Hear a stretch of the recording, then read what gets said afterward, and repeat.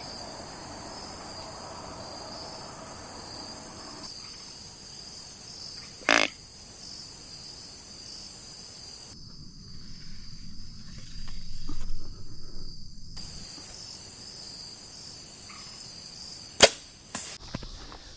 is going on, guys, and welcome back to another video on my channel. So deer season, it's here.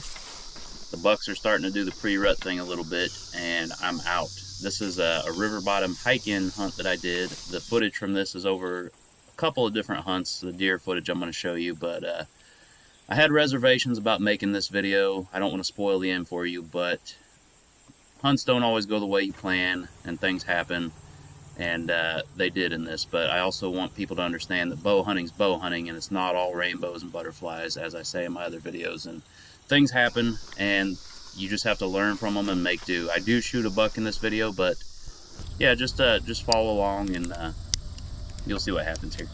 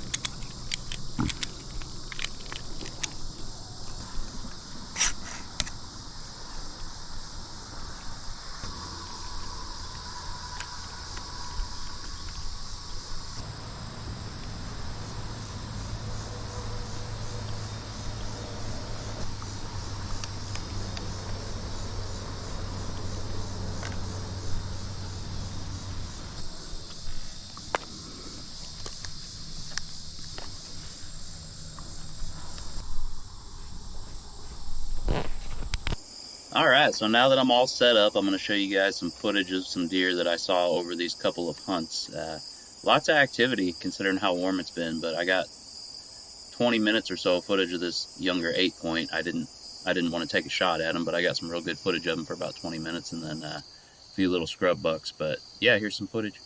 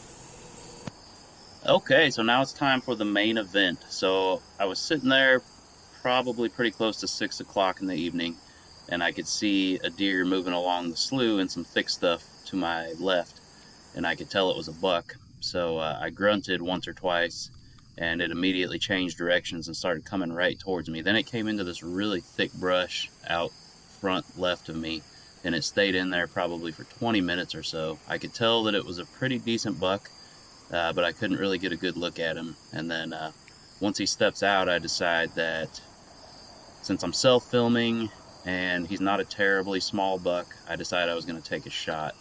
And it's really hard to get self-film footage of a buck, so I'm less picky with a bow than I would be with a rifle. But yeah, here's kind of how this unfolds here.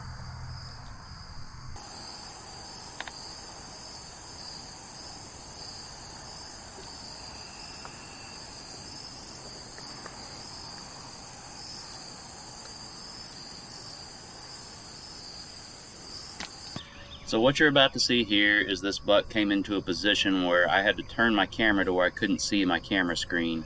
I thought I had the camera on him, but he actually stepped off camera, so that's unfortunate. So all you have is GoPro footage here. But what happens here, I take a shot, and this arrow curves about 10 yards from the buck. It looked like a curveball in baseball. It just curved real hard. I don't know what happened. The only thing I can think is maybe that the rubber band broke on my Schwacker broadhead and those blades expanded before it hit the deer. I had just got done 2 hours before this putting 40-yard arrows in a baseball-sized bullseye from an elevated position with those practice broadheads, and I don't know. It curved so the first arrow doesn't hit. So I'm going to start the zoom cam footage here from where I draw and shoot on the first shot, and my arrow curves and misses the deer. What happens after that is this buck runs to the right a little bit. He's confused. He's not real scared. He's just kind of startled a little bit. I stop him with a grunt, and he's at 32 yards on this second shot, and I make contact with him here.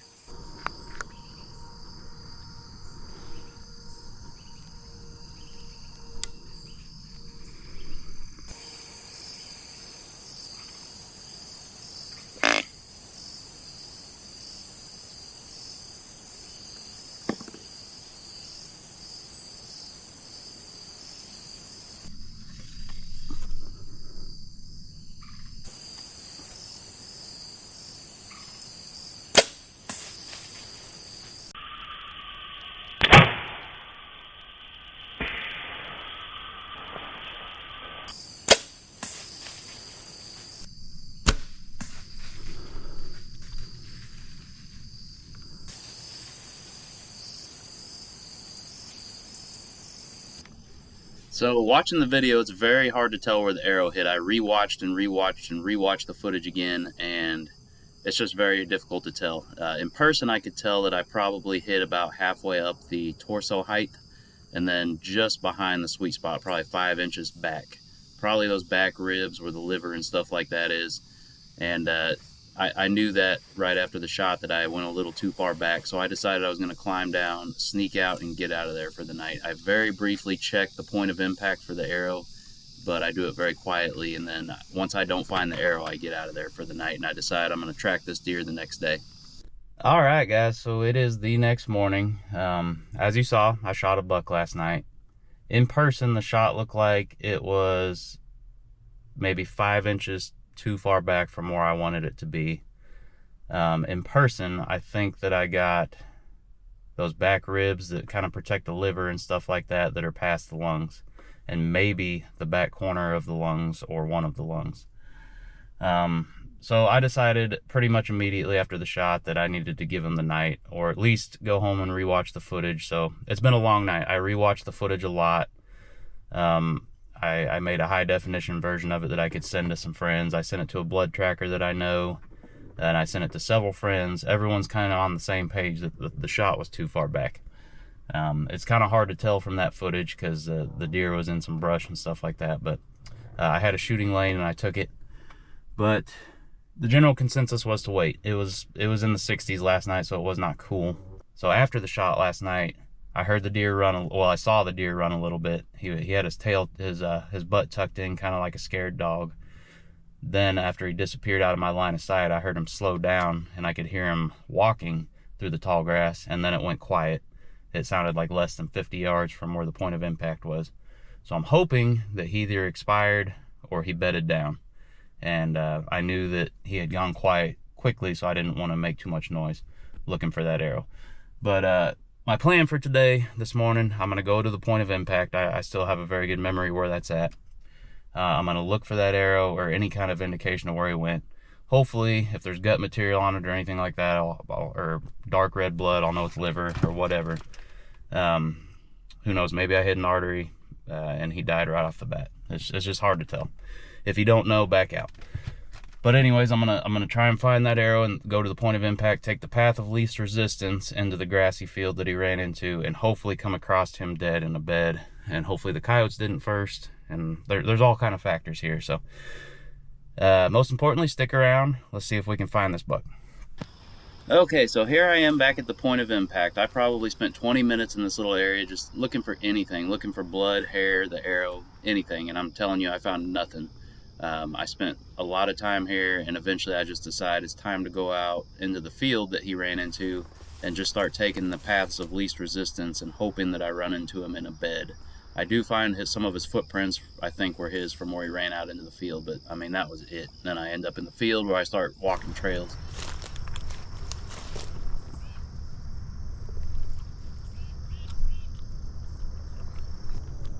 We got a path here. We got a path here. I'm looking for least resistance, like I said, so I'm just gonna have to try them both, I guess. If I go this one, don't find him, I'll have to come back and go that one. No arrow, guys. I cannot find the arrow. I guess I didn't get a pass through. I'll get back with you if anything happens. Alright guys, so right after I turned the camera off there, I should have just left it rolling, but that buck was bedded down about right there somewhere, just ahead of me. I heard some rustling through the leaves, sorry, through the grass, and then I could see him bounding through the grass, so oh, that makes me sick.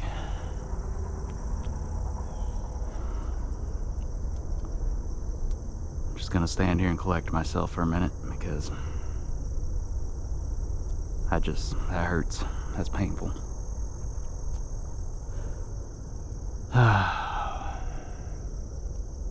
I could just see his rack bouncing through this tall grass, headed that way as fast as he could head. So hopefully he'll survive his wounds, but he's not dead. He's still alive. And usually when you bump a buck like that that has some sort of wound and they see that there's something approaching them, I think that they think they're being sniffed out by a predator. So they usually go a long ways after you bump them. And the property line is right over there where he was headed. So I'm sure he's well across the property line by now. It makes me sick, guys. It really does. So that's it. He's still alive. He's still alive enough to run super fast and bound over this tall grass. So maybe he'll survive his wounds. I don't know. Fingers crossed that he does, and I don't know what else to do. He's not a trackable deer right now because he's still alive and well. So just absolute heartbreak. That's what I got for you guys right now. Sometimes bow hunting isn't pretty. You just learn from your mistakes and do what you can to fix them. That's all you can do. So, all right.